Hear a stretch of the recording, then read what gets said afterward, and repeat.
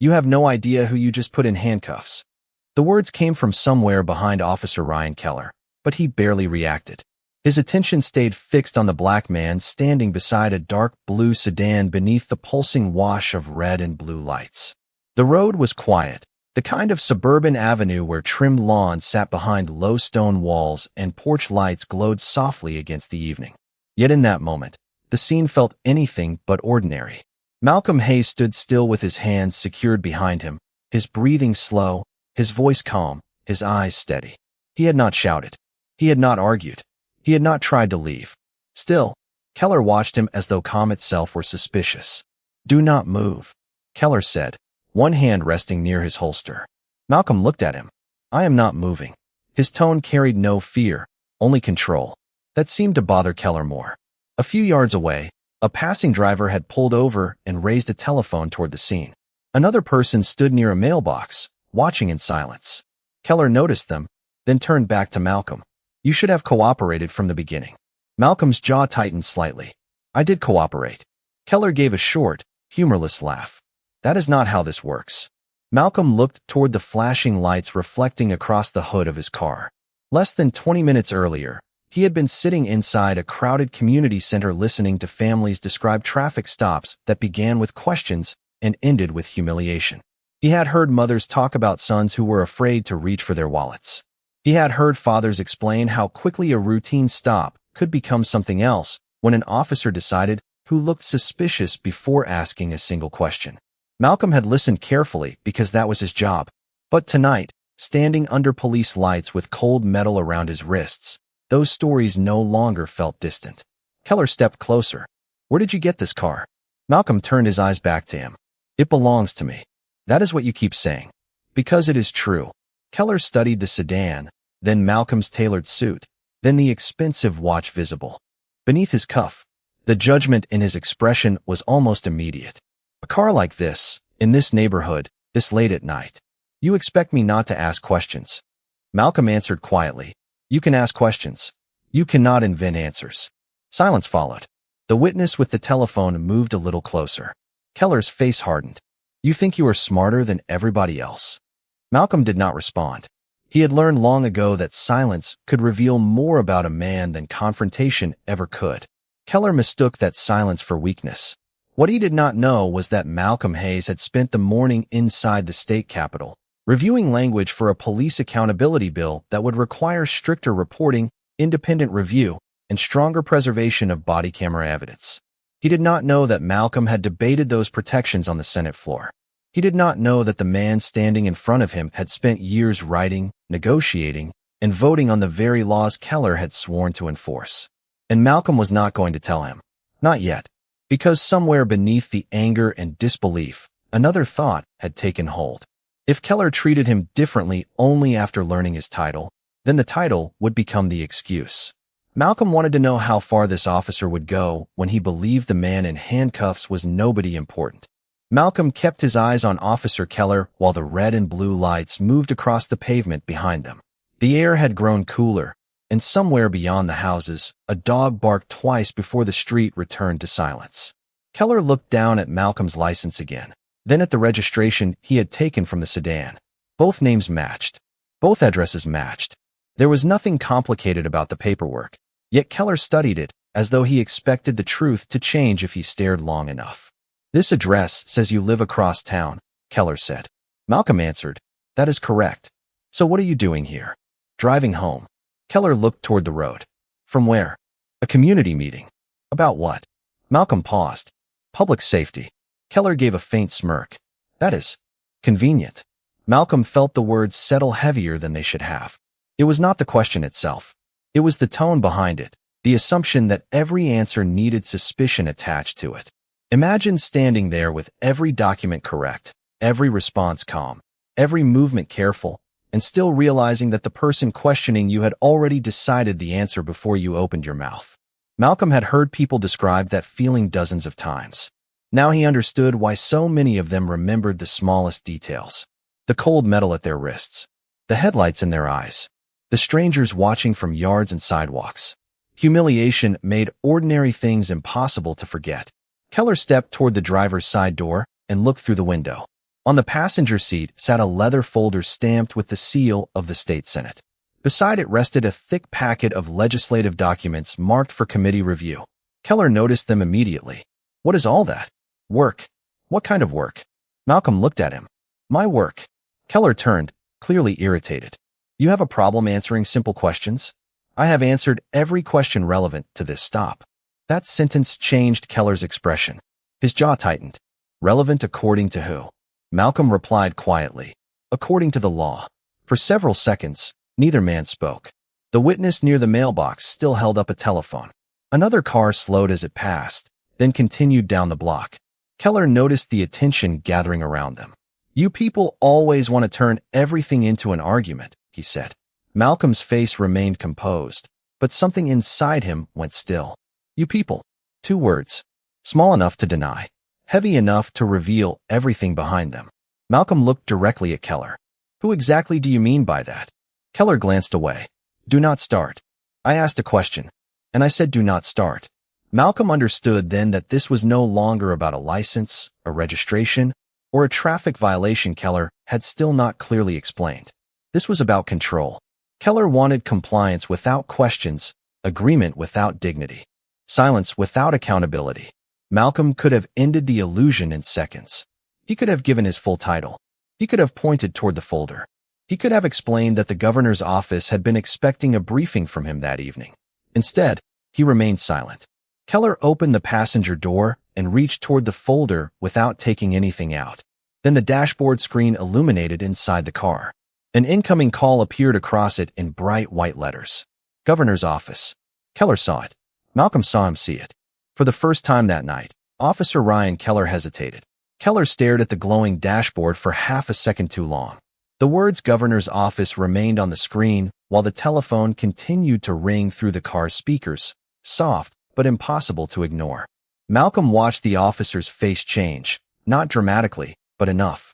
Suspicion gave way to confusion. Confusion became caution. Then Keller reached inside and silenced the call. Who is calling you from the governor's office? He asked.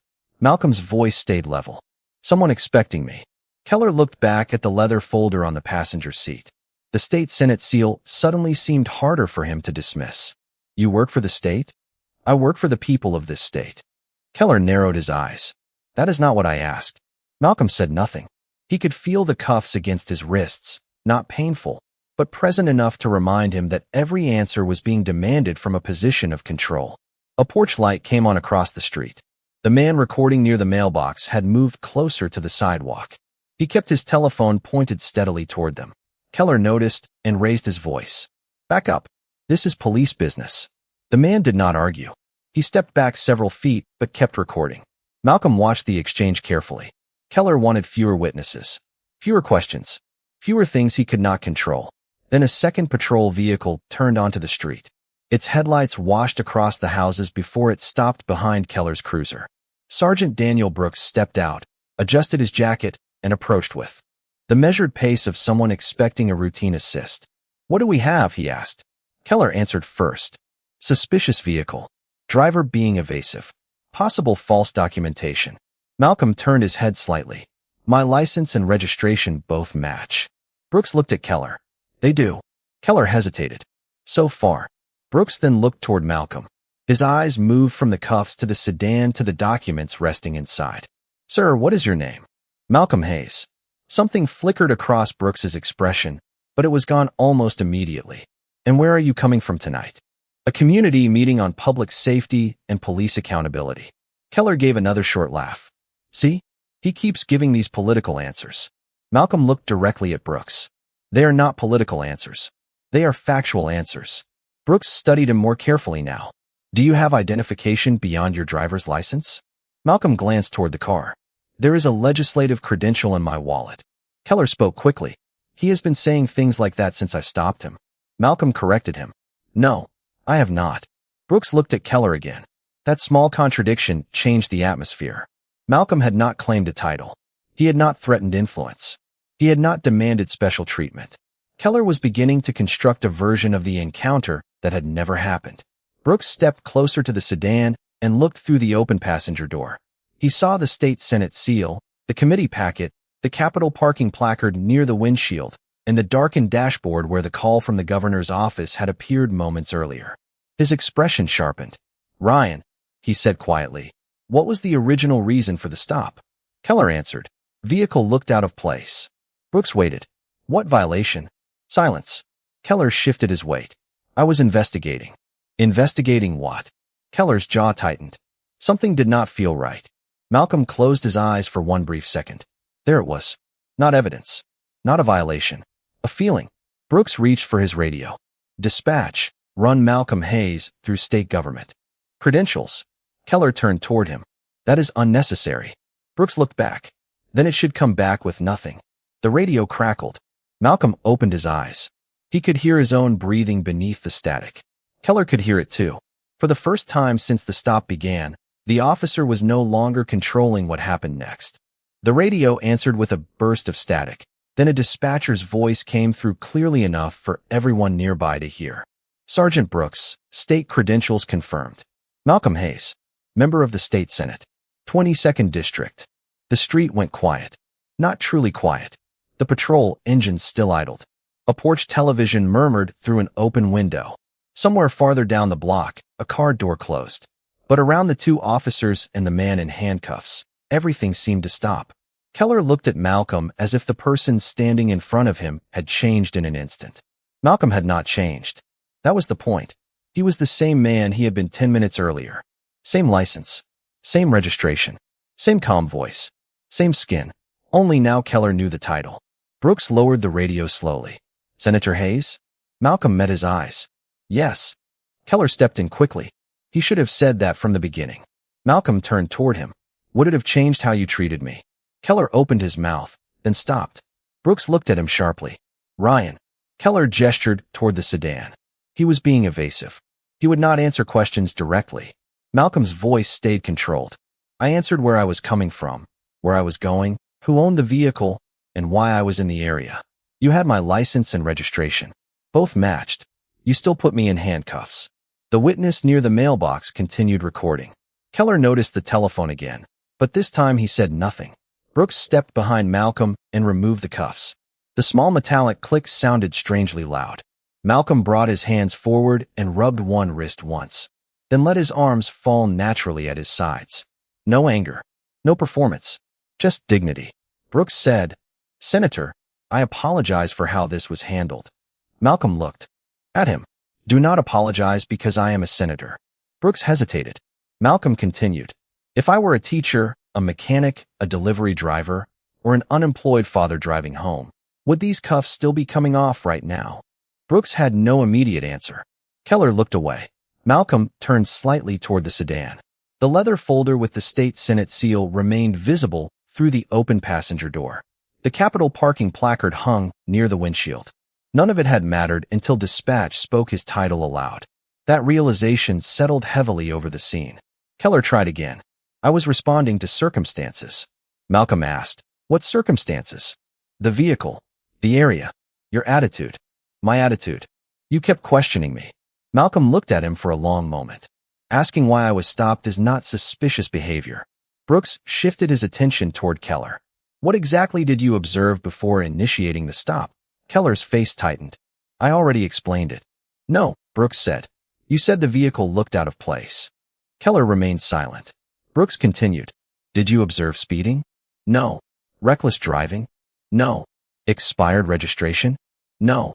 "Equipment violation?" Keller shook his head. The questions were simple. The answers were worse than accusations. Malcolm heard footsteps approaching from across the street.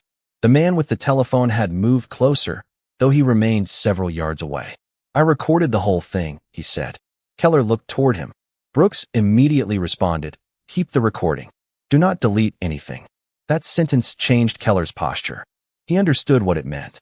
This was no longer one officer's version against one driver's memory. There was video. There were dispatch records. There was a body camera. There were timestamps. Malcolm looked at the small camera mounted on Keller's uniform. "Is that recording?" Brooks glanced toward it. "It should be." Malcolm nodded once. "Then make sure it stays that way." Keller's expression hardened. "What is that supposed to mean?" Malcolm faced him calmly. "It means this stop should be reviewed exactly as it happened. not as anyone wishes to. Remember it tomorrow. Before Keller could respond, the dashboard inside Malcolm's sedan illuminated again. Another incoming call appeared. Governor's office. This time, everyone saw it. The second call from the governor's office changed the temperature of the entire scene. Sergeant Brooks looked toward the glowing dashboard, then back at Malcolm. Keller did the same, but his reaction was different now. The first time, he had dismissed the call as something that could be explained away. This time, after dispatch had confirmed Malcolm's identity, there was nothing left to dismiss. Malcolm walked slowly toward the open passenger door and stopped beside it. Brooks said, "Senator Hayes, you can take the call." Malcolm looked at Keller before reaching inside. "I could have taken the first one too." Keller said nothing. Malcolm answered through the car's hands-free system. "Malcolm Hayes." A familiar female voice came through. "Senator, this is Elena Torres. We have been trying to reach you. Governor Rebecca Whitmore is waiting for your briefing." Malcolm glanced toward the officers. "I was delayed." Elena paused. "Are you all right?" Malcolm's eyes moved toward the witness holding the telephone, then toward the body camera on Keller's chest. "I am fine, but I need you to do something before we discuss anything else." "What do you need?" "Preserve the time of this call. Preserve the earlier missed call, and contact the governor's legal counsel." Keller shifted his weight.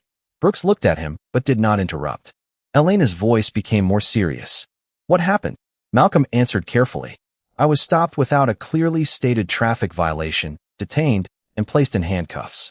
The officer had valid identification and registration in his possession." Silence came through the speakers. Then Elena said, "Understood." Malcolm continued, "Do not call anyone to make this disappear. I want the opposite. I want the record preserved exactly as it is." Keller stepped forward. "Senator, there is no need to make this bigger than it was." Malcolm turned toward him. The sentence landed almost as heavily as everything that had come before it. "Bigger than what?"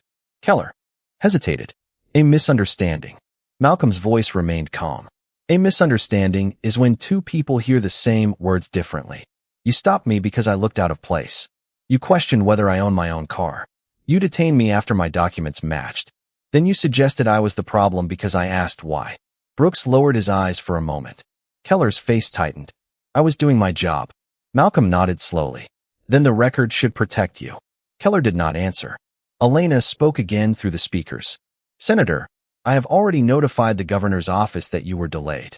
They are asking whether they should send state security." Malcolm shook his head. "No security. No special treatment. Send them the facts." That answer seemed to surprise Brooks. Malcolm continued, "And Elena, contact our counsel. Ask them to request preservation of dispatch audio, body camera footage, vehicle camera footage, and the stop report. I will handle it." The call ended. The dashboard went dark again. For a few seconds, no one spoke. The streetlights hummed softly above them. Keller looked toward his cruiser as if suddenly aware of every electronic system inside it. Brooks broke the silence. "Ryan, I need your body camera status." Keller touched the device on his chest. "It is active. Keep it active." Brooks's tone had changed. It was no longer protective. It was procedural. Precise. Malcolm noticed that shift immediately. So did Keller. Then Keller's radio crackled. Dispatch called his unit number and instructed him to remain on scene pending supervisory review. Keller stared at the radio. "Why?" The dispatcher answered, "Command request." Malcolm said nothing. He did not need to. The first consequence had arrived, not from anger, not from influence, but from documentation. And somewhere across the state, a governor who had not yet heard the full story was about to learn exactly what had happened on that quiet suburban street. Keller stared at the radio as if the words had come from somewhere much farther away than dispatch. Command request. Two ordinary words, but they changed his posture almost immediately. Until that moment, he had behaved like the street belonged to him, like every question required his permission and every answer could be dismissed if he did not like the person giving it. Now someone above him had entered the chain, someone he could not intimidate with tone or authority. Sergeant Brooks stepped closer to the patrol vehicle. "Ryan, remain here and do not alter any recordings or reports." Keller looked at him sharply. "You think I would do that?" Brooks did not raise his voice. "I think everything needs to stay exactly as it is." Malcolm watched the exchange without satisfaction. That surprised even him. He had imagined moments like this during legislative hearings, moments when accountability finally reached an officer who had crossed a line. He had expected anger to feel like victory. Instead, standing beneath the streetlights with the marks of the cuffs still visible around his wrists, all he felt was the weight of how easily the night could have gone unnoticed if no one had known his name. The witness near the mailbox lowered his telephone slightly. "Senator Hayes?" he asked carefully. Malcolm turned toward him. The man looked to be in his 20s, wearing a gray sweatshirt and work boots. "Yes. I got everything from when the officer first had you outside the car." Malcolm nodded. "Keep the original file. Do not edit it." "I will." Keller gave a frustrated sigh. "This is getting ridiculous." Malcolm looked back at him. "What part?" Keller did not answer. "The recording?" Malcolm continued. "The dispatch log? The fact that my registration was valid? Or the fact that someone finally asked you to explain why you stopped me?" Brooks raised one hand slightly. "Senator, I understand your concern." Malcolm turned to him. "Do you?" Brooks hesitated. Malcolm continued, his voice measured. "Because this is the part people miss. The problem did not begin when he learned I was a senator. It began before that, when he decided I did not belong in my own car on a public road." Keller shook his head. "That is not what happened." "Then the footage will show that." Again, Keller had no response. Less than a mile away, Elena Torres was already forwarding a written summary to the governor's chief counsel. By the time it reached Governor Rebecca Whitmore, the account was brief but specific. No stated traffic violation, valid documents confirmed, detention continued, handcuffs applied, witness video available, body camera believed active. Rebecca read it twice. She had worked with Malcolm for nearly 7 years. They disagreed often enough that no one could reasonably call their relationship political theater, but she trusted his restraint. Malcolm did not exaggerate. If anything, he usually removed emotion from a story before bringing it into a room. That made the summary more troubling, not less. Her chief counsel asked, "Do you want state security sent to him?" Rebecca shook her head. "He already declined it." "Then what do you want to do?" She looked toward the window of her office, where the state capitol grounds were disappearing into darkness. "I want to know whether this officer has done this before." The counsel paused. "We would need an independent review." Rebecca picked up her telephone. "Then we start one." Back on the suburban street, Keller's radio crackled again. Brooks listened first. Then his expression changed. "What is it?" Keller asked. Brooks looked directly at him. "Command wants you relieved from field duty pending review." Keller went still. Malcolm said nothing. The consequences were no longer approaching. They had arrived. The words "relieved from field duty" seemed to hang in the air longer than anything else that had been said that night. Keller looked at Sergeant Brooks, then at Malcolm, then toward the witness still holding the telephone near the mailbox. For the first time, he seemed less concerned with controlling the scene than with understanding how quickly it had moved beyond him. "Pending review?" he asked. Brooks nodded. "That is what command said." Keller exhaled slowly. "Because of him?" Malcolm's expression changed slightly. "No," he said. "Because of what you did." Keller looked away. That distinction mattered. Malcolm did not want this reduced to a powerful man punishing an officer who had embarrassed him. That would make the story easy to dismiss. This was not about status. It was about process.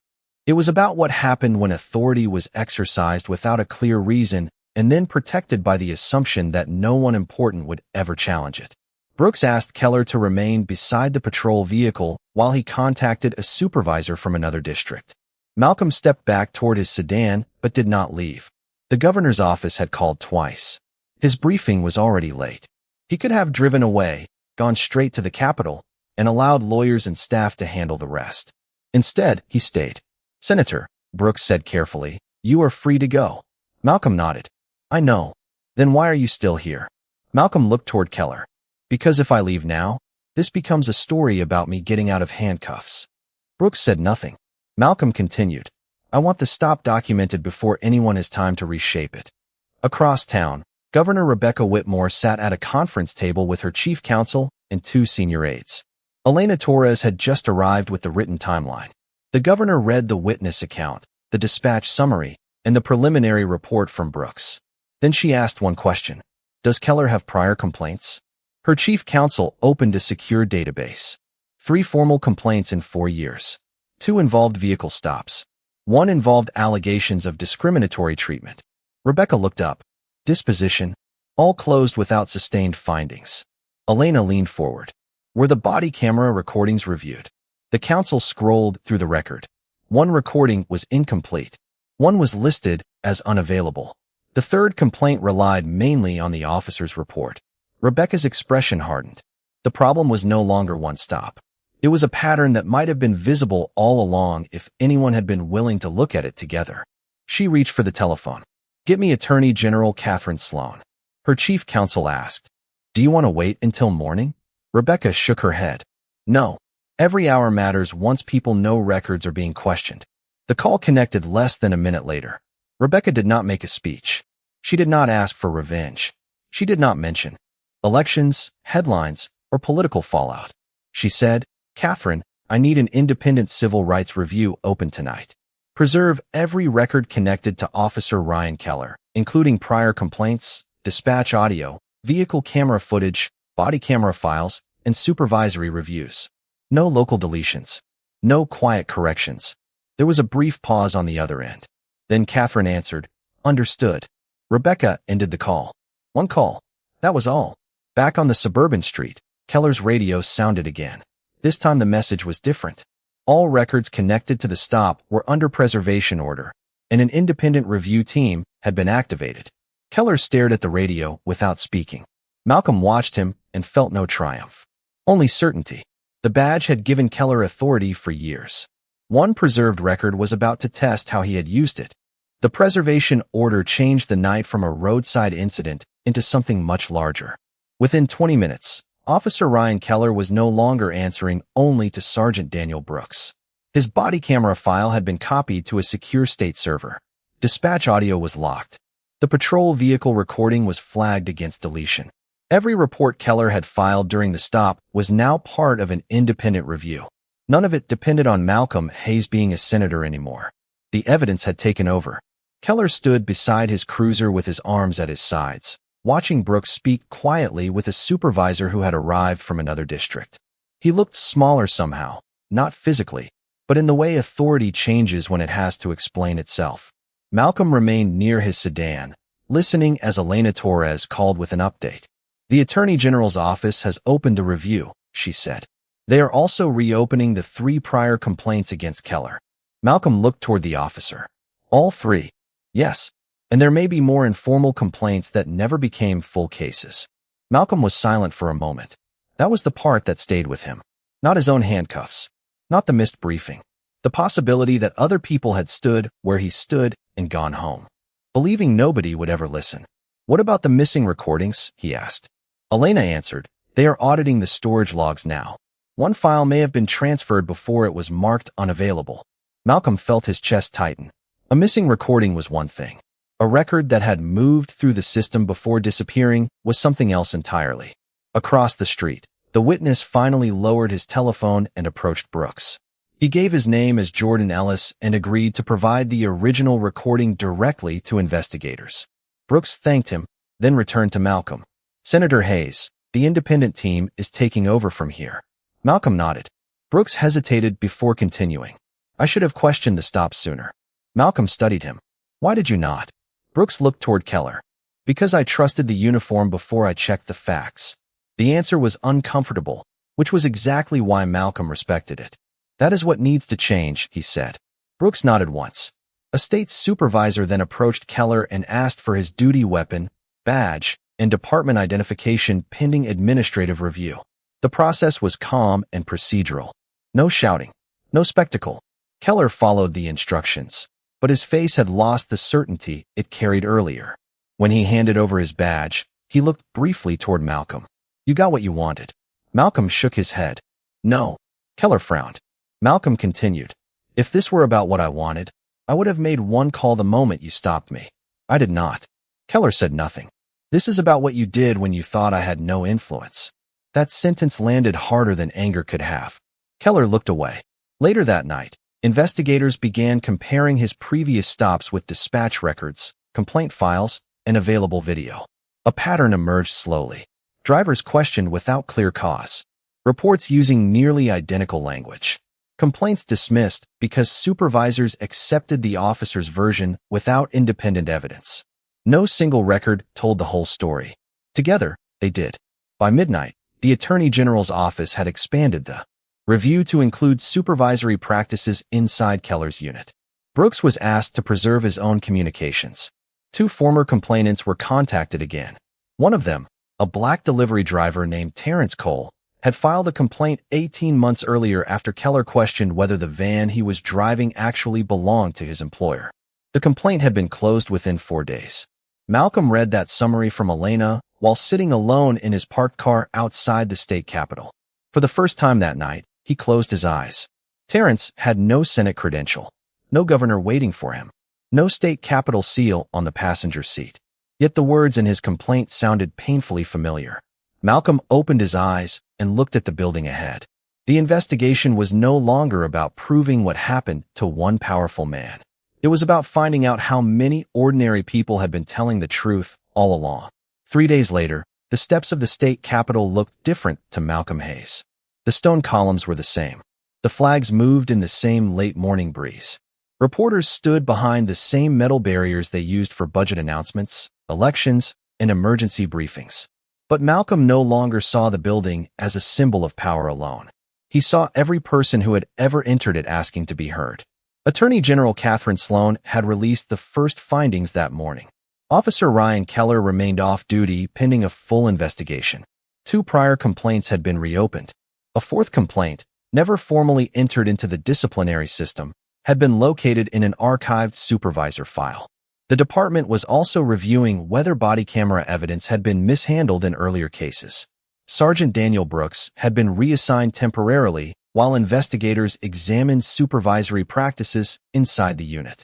No one had been declared guilty by press conference. No one had been protected by silence either. That mattered to Malcolm. Elena Torres stood several feet behind him as he approached the microphones. Governor Rebecca Whitmore was not beside him. That was intentional. Malcolm had asked her not to. Turn the moment into a display of political rescue. The governor's call had opened the door to independent review, but the truth had to stand on evidence, not status. Malcolm looked across the crowd and recognized Jordan Ellis, the young man who had recorded the stop. Farther back stood Terrence Cole, the delivery driver whose complaint had been closed 18 months earlier. Terrence had agreed to speak with investigators again. When Malcolm saw him, something tightened in his chest. Terrence had been telling the truth before anyone important was listening. Malcolm stepped to the microphone. 3 nights ago, I was stopped while driving home. Cameras clicked. He continued. My license was valid. My registration was valid. I was calm. None of that prevented an officer from deciding that I looked out of place. The crowd became still. Eventually, he learned that I serve in the state Senate. The cuffs came off. The tone changed. People started making telephone calls. Malcolm paused. That is not the part of this story that should make anyone comfortable. He looked toward Terrence. The question is not what happened after they learned my title. The question is what would have happened if I did not have one. Silence settled across the steps. Malcolm continued. Most people do not have a governor expecting their briefing. Most people do not have legislative counsel ready to preserve records. Most people do not have reporters waiting outside the Capitol 3 days later. His voice remained steady. Their rights are not smaller because their names are less familiar. Later that afternoon, Keller sat across from independent investigators and answered questions about the stop, his previous reports, and the language repeated across multiple encounters. The badge that once ended arguments could not answer for him. Only records could. Only evidence could. Only truth could. Brooks submitted a statement acknowledging that he had relied too heavily on Keller's initial account before reviewing the facts.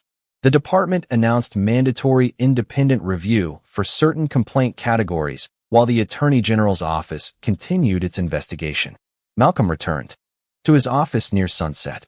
On his desk sat the police accountability bill he had been reviewing before the stop. He opened it and added one sentence to his notes. Accountability should never depend on who the citizen knows. Outside his window, the Capitol lights came on one by one. Malcolm thought about Keller, about Terrence, about Jordan, and about every person whose complaint had disappeared into a file cabinet. Keller had believed power was the badge on his chest. But power without accountability was only borrowed authority. And when the truth finally entered the record, Even the loudest badge had to answer to it.